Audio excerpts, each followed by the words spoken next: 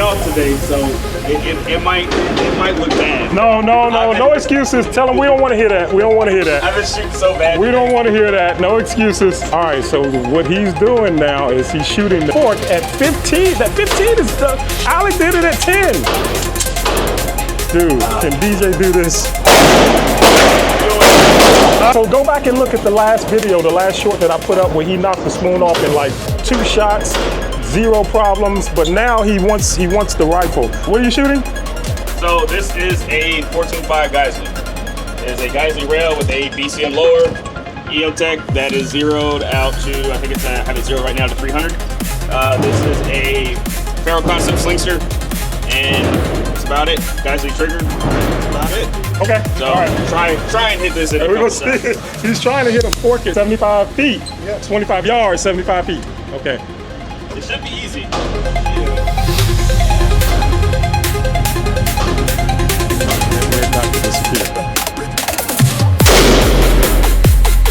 It looks like he hit it. I don't know. Yeah, second shot. Whole thing gone. Nobody's gonna be eating with that fork. There you go.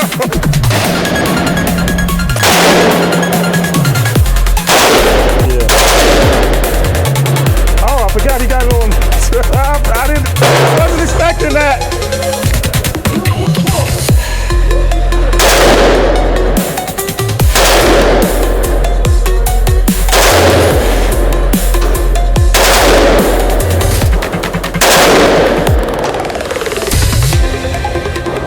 All right, let me get the brakes. I wasn't expecting that first.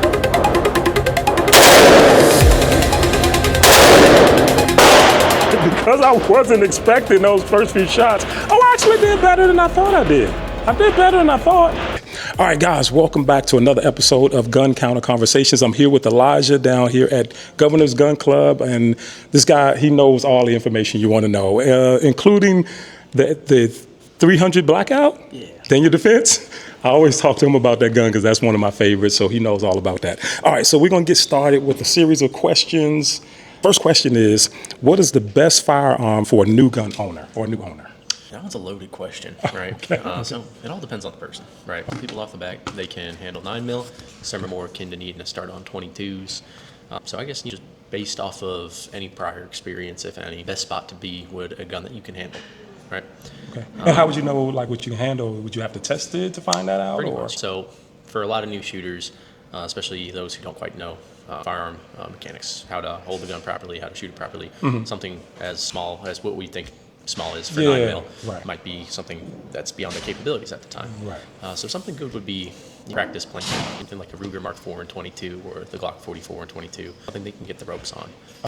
Okay, great answer. All right, the next one is a handgun. Is a handgun really enough for home defense? Yeah.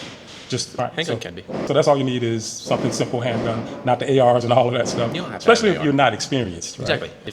What would be best for home defense is whatever you're most comfortable using, be it a 12 gauge, be it an AR, be it a handgun, and whatever's also closest to you at the time. That's true. Yeah. There's no guarantee you're going to be able to reach Right. a Benellium for a shotgun, but it's in your closet, Right. and you're laying in bed. And even somebody like me, like I said, I'm just getting into my firearms journey.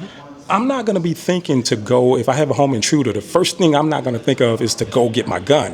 Exactly. I'm thinking of what can I get to defend myself. Exactly. Until I get in the frame of mind where, I've been shooting long enough that I know this is where I need to go for defense. I got a nightstand that's got it right there. Making plans. Make sure that wherever you are in your house, if somebody does break in, you can get to a retreat to a spot where you can collect that weapon. Gotcha. Make sure it's in a position you can reach it at any time, given any situation. All right, next question. AR pistol or full-size rifle, which makes more sense? Purposes, right? Depends on purposes. Nowadays, a 16-inch or longer barrel isn't necessary for range use. Oh, okay. You can get away with using a barrel length like 2.5, 12.5, 11.5, 10.5, so forth, because they're easier to tote around because they're smaller, they're lighter. Okay. When you're working in a bay on the range, you only have so much room. Right. Having something with a smaller barrel makes sense for the amount for the area you're in. However, with stipulations, it's a pistol technically, right? You can't purchase one under 21. So for some individuals, all they can get is that 16-inch or longer barrel. Gotcha. So it's based off of purposes. How old are you? What exactly do you plan on doing with it? If it's something like you plan on going in and doing actual tactical training with, you might benefit greatly from running an 11.5 compared to a full-length 16-inch. Gotcha. If it's something that you might take out maybe once a month, you can get the 16-inch and just do it up the way you want to do it and take it out whenever you're going to take it out. Next question is, what matters more, capacity, accuracy, or comfort? Oh, that is a good question. They all matter greatly. What would you? Rate them. I would say comfort first, accuracy second, and then capacity. I'd say accuracy and capacity are the same. Yeah, because if you've got the accuracy, capacity 2, 3 is all you need to stop somebody, maybe. You got to remember adrenaline. Right. Your blood's gonna be bumping. Your heart's gonna be thumping. You might not be as accurate in that situation as you would be out on the range. That's true. So you could be accurate, but you might not be accurate in that moment. Right. So you'll benefit from having a higher capacity. Which I heard in California or somewhere they're trying to make capacity 10 rounds. I already have. Oh, it's already done. So Cali's a weird area. They have a bunch of different restrictions. As far as handguns are concerned, it's 10 across the board. Right. Washington State as well. They grandfathered in higher capacity magazines, but for carrying, it has to be 10. 10. Wow. Can't be anything higher than that. Same with Oregon, New York. Oh, okay. As well. Where are we for Georgia? It's whatever it is. Yeah, there's no magazine restriction. Wow, there we go. All right. I'm going to skip down a little bit because we've had some good answers, some extensive answers. So does an expensive firearm actually make you a better shooter? No. No. Okay. No. All right. I run a Glock. Okay. Right? That's like maybe middle class as far as handgun costs are concerned. Okay. And I've been many a shooter running a staccato or the stock timbers and whatever have you. Right. It takes time to practice. Yeah. Yeah. You know what? I'm going to elaborate on the answer. This is something you don't know about me, but I used to be a professional musician. And so, I toured with a lot of big artists and all that stuff. And one time I forgot my bass guitar. I play bass. And I forgot my bass guitar, left it at home, and I had to go buy one from a local pawn shop. I think it was in Chicago or somewhere. And the band member said, man, that's the best show you ever played on that $50 bass. Versus like my boy, $8,000, $9,000 basses. Like that's the level I played on.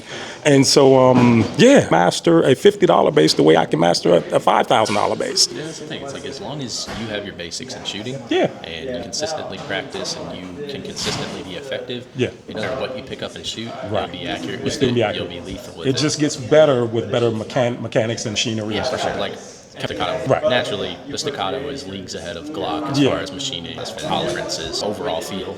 Okay. But just because you own something that is a better manufacturer than something else doesn't mean you're going to be better. It's like when it comes to driving, people talk about driver mod when it comes to like racing. Okay. Which is the skill of the person behind the wheel. Exactly. Yeah. And at the end of the day, that could be all the skill of the person driving the car. Right. I'm gonna skip to. I'll make this the last one. What matters more in real life, speed or shot placement? Speed. Speed, really? Speed. Common interactions in self-defense scenario are going to be between 15, like your person and 15 yards. Right. It has been shown that adult male can close a 15-yard gap in just about as much time. 2 seconds, I heard, like 2 seconds. Just about the average time it'll take somebody to drop from the holster and place a shot. Oh, so I wouldn't have thought that. Speed is more... In that scenario, yeah. Speed is more important because, again, in that instance, adrenaline's already pumping. Right. There's no guarantee you're hitting that first shot. Right. You can at least draw and be on target. Start dumping that ammo. Yeah. Something's going to hit. Something. Yeah. You have that out and ready prior to that individual reaching you. Okay. All right. Good to know. Compared to, let me find my accuracy. Right. I got to look around, and by then they've closed in on you, and you're done. Yep. All right, guys. So once again, thank you guys for tuning in right here at Gun Switches down here with Elijah. Anything you want to tell them about? Tip or something? You can find us on Google. Just look for the location in Kennesaw. Yep. Are we allowed to say that? Yeah, that's fine. Okay. That's fine. I can always edit if needed. We were the first place in the world to have an indoor shotgun field. So if you ever wanted to do skeet in a tornado, you know where to find us. All right. Again, guys, I appreciate you guys for tuning in. I'm Chess, and always train smart and stay ready. We'll see you on the next one. Bye. Thank you, man. Appreciate that. Sunlight falling on a Tennessee gray, Kennesaw morning starting out my day.